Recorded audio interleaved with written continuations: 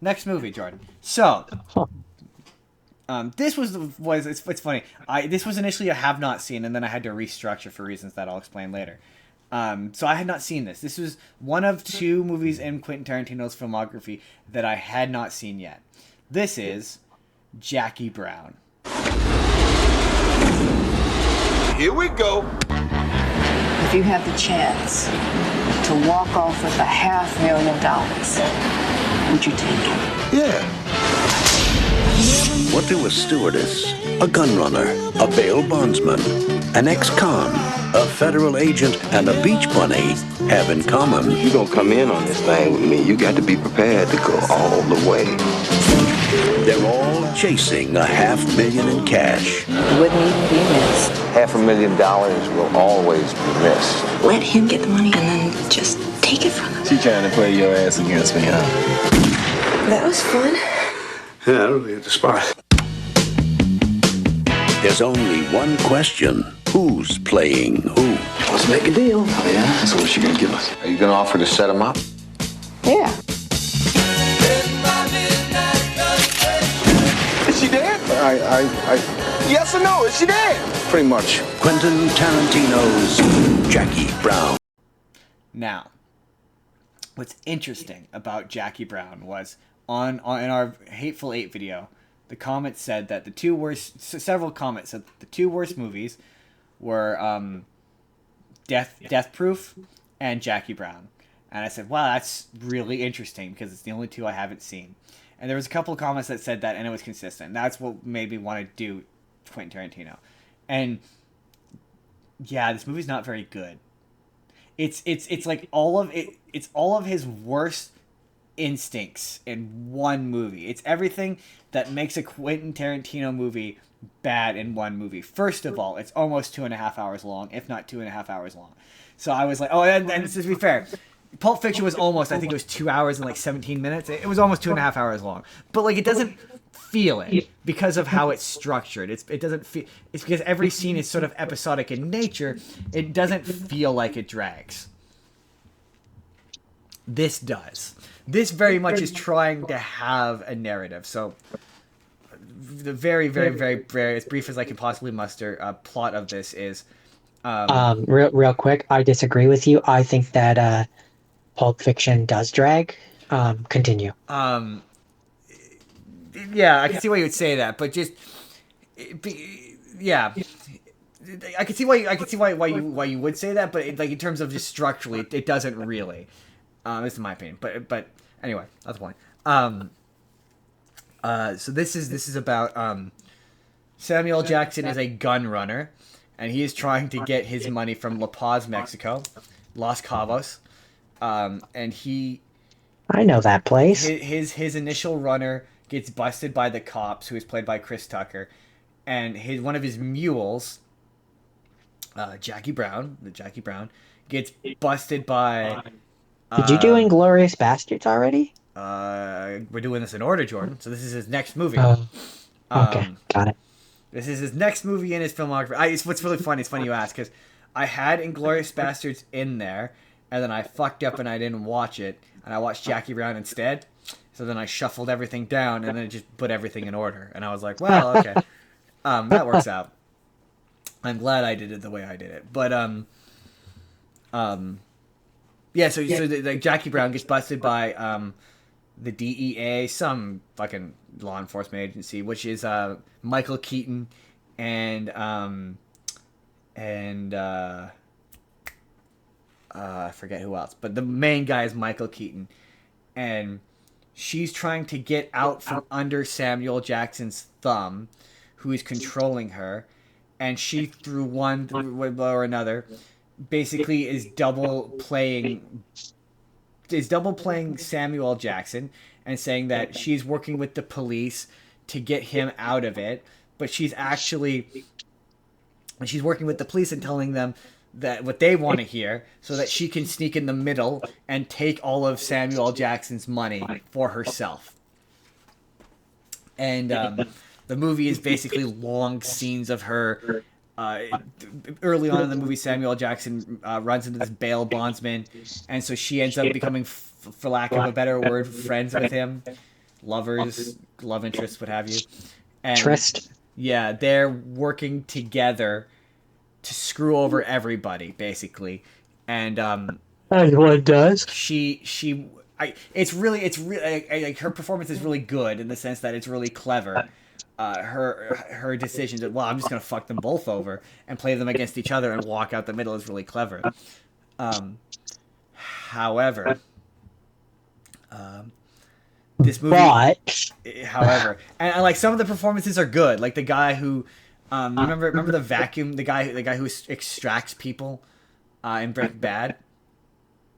The vacuum Extract. the vacuum Oh cleaner. yeah. He's in this as the bail bondsman guy. He's quite good. Samuel Jackson is in this. He's the gun runner. He's got a ponytail and a bald spot, and he like steals the show. Negatives. Okay, negatives. I said this movie is agonizingly fucking long. The pacing between scenes is atrocious. Scenes go on forever, and it's not like later Tarantino movies where it's like two people having a dialogue or a conversation, or even earlier like Pulp Fiction, where it's like two people having an organic conversation, and like you don't notice how long the scene has gone on because you're really invested in what these people have to say. Like the opening sequence of this movie is fucking agonizing. All right, later. Shit, I'm impressed. See what I'm talking about? Now that was about a man in New York wants a 9mm Smith & Wesson model 5946. And why does he want it? Because it's the same gun that nigga on New York Undercover uses. Because of that nigga, I'm gonna make $12.50 off of this nigga. So, what's your cost? Lowest two. You serious? I'm telling you, Louis, start adding these motherfucking figures up. Tell me this ain't the business to be in.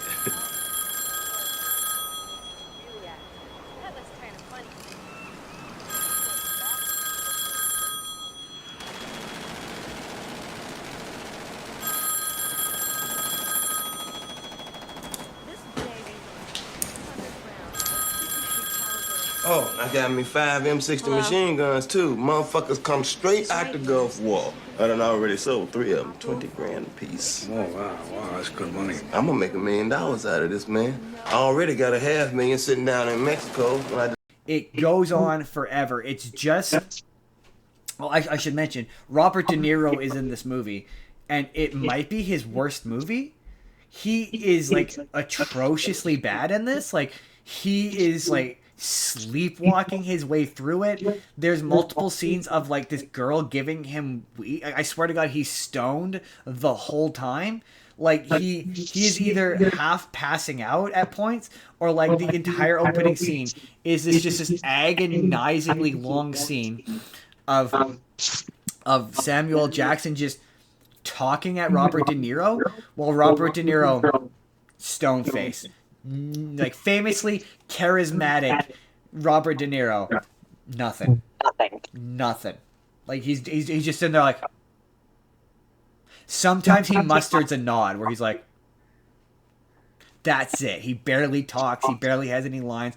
And like, yeah, there's so many. Like, another thing I forgot to mention about Tarantino films is so many of his characters smoke because you can tell they don't know otherwise what to do in a scene. Like, who was that? Who was messaging me? Sorry. Breaking news. Breaking news. There's gonna be a new Spyro game. Oh, okay. I haven't actually watched that yet. It popped up and I wanted to send it before I forgot. Okay, fair enough. We'll look at that later. That might be for next week. Next week's news. Anyway, sorry. It's just I apparently didn't close Messenger, so now the people. That drives me crazy when I'm editing a video and you can hear Messenger go off because I made the mistake of closing it. Sorry. No, it's my own fault. Sometimes it happens when other people in our social life message us. It was one of those things where like I'm checking, like I'm watching the chat on my YouTube and it popped up on my tablet thing and I'm like, send that to myself and Justin for later. I'll check that out later. Anyway, so Jackie Brown, Robert De Niro. is awful in this. Yeah, he's just like, there's a bit early on where he's hanging out with Samuel So do we think Jackson. that this was just like a paycheck for him? Like he was just Well, checked out? apparently it's intentional. Apparently it's like it's supposed to be a character affectation, and it's supposed to be intentional, but it doesn't work. Like he's sounds supposed like a to bad be character affectation. He's supposed to be like laid back and like easygoing and like, but then there's points where he like snaps. There's a point where he snaps and he kills this girl. And, like, it's supposed to be like, oh, this is him snapping. But him snapping is so lazy. Like, there's no emotion behind it. And again, I guess that's supposed to be... It's supposed to, I guess, be a direct answer to him in Goodfellas or something. But, again, he's famously... This is in the 90s. I think this came out in, like, 97. So he's famously at the peak of his charisma. And he's so... Like, there's a bit where he's, like, smoking pot with Samuel L. Jackson's... girlfriend or whatever, mistress or whatever, and he's just smoking a pipe, and you could convince me that he's actually stoned this whole movie. Like Quentin Tarantino was like, "Hey man, be authentic, get high." Like that's how bad and sluggish and awful this performance is. And there's so many scenes, and this one in particular, this is where I got frustrated, where I went, I like this guy's movies. Why do I hate this so much?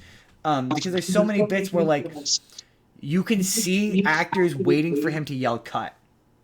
Like there's so many scenes where I can visually see it happening on screen. I could see them waiting for him to go.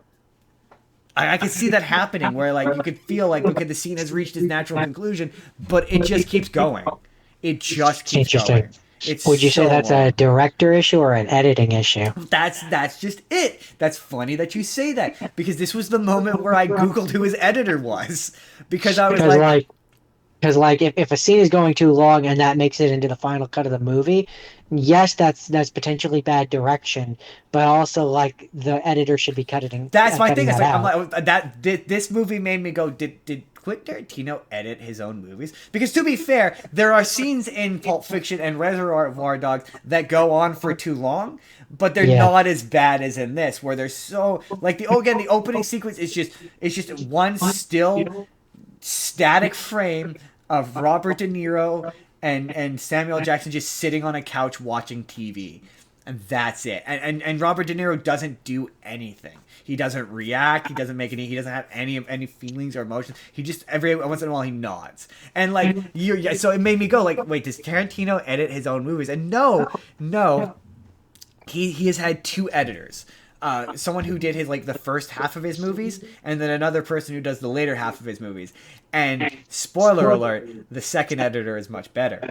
Like the editing in this is atrocious, but when you read, you're like, Tarantino worked super closely with the editor to help it be part of the language of the film, and you're like, oh, okay, that means he stood over top of him, and anytime the editor had an even remotest bit of an inclination to cut something, Tarantino bullied him into not cutting it. Or her. I think it was a her. That makes sense. Right? At least that's how it comes across anyway. But this movie could be 20, 30, 40 minutes shorter. Like, it doesn't need to be over 2 hours. It could easily be an hour 40. It'd be a much tighter movie. And Jordan, you're probably wondering about the N-word. Oh, yes, right. This is also the one where there's very specifically a shot early on of a woman's foot. Earlier on. I forgot to mention the foot fetish in Pulp Fiction, which is Marcellus Wallace threw a guy out a window because some guy massaged his wife's feet, and described massaging the feet as being the most erotic thing you can do. But in this one, there's very specifically. We don't hate shame here, but I never got the attraction to feet. Well, no, I'm not. I'm only shaming Quentin Tarantino. No, that's just an aside. Like Jordan, the incomparable Jordan has never seen the appeal of feet. Like don't. Not really my thing. There's nothing wrong with it. It's just not something that I've ever done. I'm not judging. I'm only judging the fact that Tarantino is ashamed of it. Like, dude, own it. Be like, yeah, I like feet. What of it? Methinks he does protest too much. But there's several shots of women's feet in this that are very specific. But the N-word. The N-word is way more interesting. No white people say the N-word in this. Good. But this is where we come back to the idea that you're right. Context matters, because what was interesting about this is when I was reading about this movie, I don't know if he's broken the record since, but at the time this contained the record for the most N-words used. But the N-word is only ever used by black people in this movie. At least from what I can recall. Maybe I missed a white person saying it, but I haven't yet, so I don't think I did, but maybe I did. But the only person who ever uses the N-word is Samuel L. Jackson, or I think Jackie Brown, who's the actress's name is escaping me. But it's Samuel L. Jackson. He can say the N-word if he wants. Like, but it's always in the context of, like, with the A. It's never with the hard R, from what I can recall. So, like, yeah, in that context, it's less off-putting or jarring, or it makes sense. Now, arguably, yes, it is a white guy who wrote the script, who encouraged him to say it, but it's not a white person saying it. So to me, it's not quite as bad as Reservoir Dogs or Pulp Fiction, where it felt unnatural in those movies. It just felt like, yeah, he just wants to say the N-word. Yeah, this was nothing. It was nothing. It was, yeah. It's interesting. I'm torn. I'm like 50-50. I'm 50-50 on. There's one more movie on here that might arguably be worse. But yeah, this was not very good. Like any movie that makes Robert De Niro bad is not a good movie. This is, I think, the lowest low we're gonna hit, maybe, arguably. Anyway, it's Jackie Brown. Hey there, everybody. It's Endcard Justin here. Let me know down in the comments. Have you seen Jackie Brown? What do you think is Quentin Tarantino's worst movie? What do you think his best movie is, for that matter? Let me know any thoughts you might be having down in the comments down below. But in the meantime, if you'd like to see the full podcast that this is from, our Pick a Director for Tarantino versus Spielberg episode, you can click the box on the left. If you just want to see a random video that YouTube thinks you're going to enjoy, click the box on the right. Hit subscribe if you haven't already. We put new videos out 7 days a week. Or you can just leave this video a like. That helps us out too. We'll see you all in the next video, everybody. Have a good day.